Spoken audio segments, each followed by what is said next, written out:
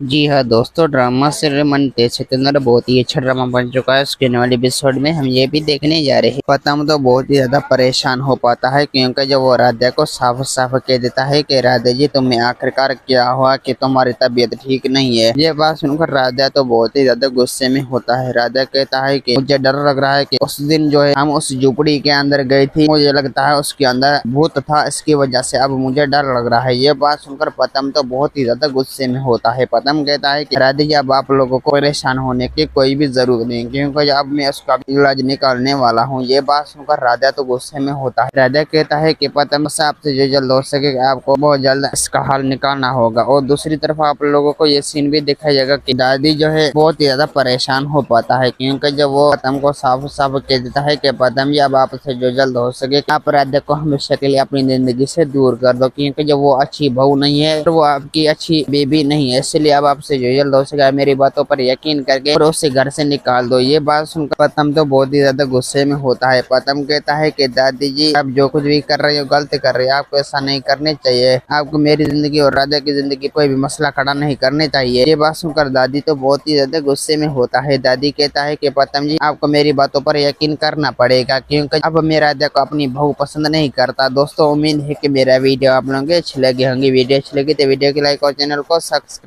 करना। खुदा हाफिज़।